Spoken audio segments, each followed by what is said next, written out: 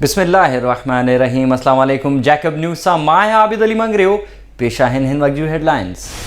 सिंध में कोरोना हिकु ई ॾींहुं 8 ॼणनि खां हयाती खसे वरिती। फ़ौत थींदड़नि में सखर वासी बि शामिल। सिंध में कुल फ़ौतुनि जो तादादु 56 थी वियो। वॾे वज़ीर कोरोना बाबति अंग अखर ॿुधाईंदे चयो आहे त हिन महिल ताईं 24,458 टेस्ट कया आहिनि, जिन मां 2,537 ॼणनि में वायरस जी तस्दीक थी चुकी आहे। 19 मार्च खां अॼु ॾींहुं ताईं सभ खां वधीक मरीज़ फ़ौत थिया आहिनि, जॾहिं त 625 मरीज़ सिहतयाब पिणु थिया आहिनि।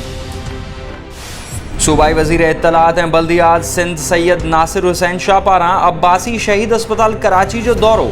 मुलाज़िमनि खे पेश ईंदड़ तनख़्वाहुनि जो मसइलो हल करे वरितो आहे।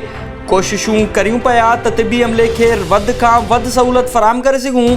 सैयद नासिर हुसैन शाह। ठठे में पठान कॉलोनी वेझो ट्रक मोटरसाइकिल सवार कुटुंब खे चिभाटे छॾियो। माउ ऐं धीउ फ़ौत, पीउ ज़ख़्मी। फ़ौतिन ऐं ज़ख़्मी खे मकली अस्पताल मुंतक़िल कयो वियो आहे। हादसे जो शिकार थींदड़ कुटुंब जो तालुक़ हैदराबाद सां आहे, जेके कराची वञी रहिया हुआ। पुलिस। मीरपुर बुर्लो में शहर बंदि कराइण तां दुकानदारनि जो पुलिस ते हमिलो। SHO पारां पुलिस मोबाइल भॼाइण जी कोशिश कई वई त दुकानदारनि खेसि घेरो करे वरितो। शहरीन SHO ऐं पुलिस एहलकारनि खे गुथा लफ़्ज़ पिणु ॻाल्हाया। इलाइक़े जे बाअसर शख़्स SHO खे पंहिंजी कार में खणी थाणे ते पहुचायो। ठुल में SUP जे ज़िलई सदर जमाल जोश बुर्लो जे घर ते अणसुञातल हथियारबंदनि जो हमिलो। मुख़्तलिफ़ तंज़ीमनि पारां एहतजाज। बुर्लो बिरादरी जूं लठ बरदार औरतूं बि रोडनि ते निकिरी आयूं।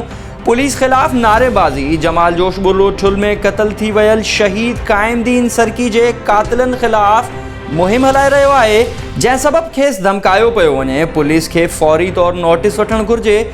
सियासी तंज़ीमनि जे अॻवाननि जी SSP खां घुर। सजावल शहर में कोरोना आइसोलेशन वार्ड क़ाइमु करण ख़िलाफ़ शहरी इत्तिहाद जो एहतजाज। आइसोलेशन वार्ड शहर खां ॿाहिरि क़ाइमु कयो वञे। शहर में आइसोलेशन वार्ड क़ाइमु न करणु ॾींदासीं। शहरी इत्तिहाद जे अॻवाननि आज़म उमरानी, अकरम मेमण, मुनीर अहमद ऐं ॿियनि जो इंतिज़ामिया खे चिताव। येरीलो में पीरसन ॻोठाणो एहसास एमरजेंसी प्रोग्राम सेंटर ते डिवाइस ऑपरेटर हथां ठॻिजी वियो। रशीद वगण सेंटर ते ऑपरेटर सरदार अबड़ो मुंहिंजे अंगूठनि जा निशान वठण बैदि चयो त मुंहिंजा पैसा नाहिनि आया, जॾहिं त कार्ड मां रक़म निकिरी वई आहे। ॻोठाणे जो रक़म वापसि कराइण लाइ नेशनल प्रेस क्लब आॾो एहतजाज।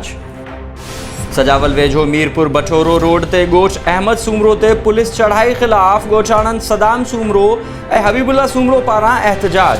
सजावल पुलिस लेडीज़ पुलिस बग़ैर घर में दाख़िल थी चादर चौदीवारी जो तक़द्दुस पामाल कयो। औरतनि ऐं ॿारनि ते तशद्दुद कयो ऐं 9 ॼणनि खे गिरफ़्तार करे वई आहे।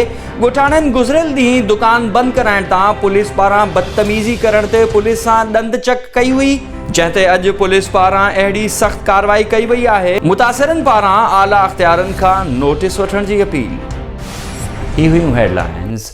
शिकारपुर में राशन न मिलण ख़िलाफ़ अयूब कॉलोनी जे रहवासियुनि एहतजाज कयो आहे। रिपोर्ट करे रहियो आहे हकीम जतोई। जी बिल्कुल, मां हिन वक़्तु मौजूदु आहियां शिकारपुर जी हिकु अयूब कॉलोनी में, जिते हितां जा रहवासी आहिनि। उन्हनि जो चवणु आहे त हिते असांखे 1 महीनो गुज़रियो आहे, लेकिन हिते जेके असांजा चूंडियल नुमाइंदा आहिनि MNA MPA न ई उन्हनि सार लधी आहे, न ई हितां जे कंहिं मुंतबिक नुमाइंदे या ज़िले इंतिज़ामिया असांजी सार लधी आहे।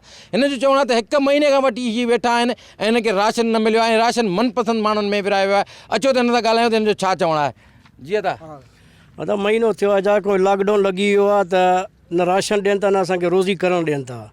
जो रोज़ी लाइ ॿाहिरि वञूं था या निकिरूं था, इहे पुलिस वारा या इहो डंडो खणी बीठा आहिनि, वरी भॼाइनि था असांखे।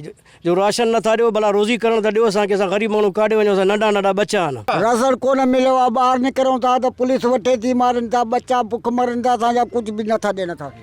जी बिल्कुलु, महीनो थी वियो आहे, असां वांदा वेठा आहियूं, को पुछण वारो कोन्हे, न राशन आहे न कुझु आहे। महीनो थियो आहे, बेरोज़गार वेठा आहियूं, न कमु आहे न कार आहे।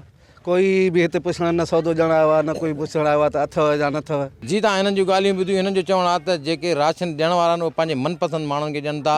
हिननि खे कंहिं बि राशन न ॾिनो आहे। हीअ वीचारा हिननि जा बच्चा बि बुख ते वेठा आहिनि। हिननि हुकूमत खां अपील कई आहे त ख़ुदारा हिननि खे बि राशन ॾिनो वञे, ताकी हिननि जी जेके घर में फाका कशी आहे उहा बि ख़तमु थी सघे। ही हुयूं हिन वक़्त जूं ख़बरूं। वधीक तफ़सीलात लाइ विज़िट कयो असांजी वेबसाइट www.jacobnewshd.com ऐं फेसबुक ते फॉलो कयो।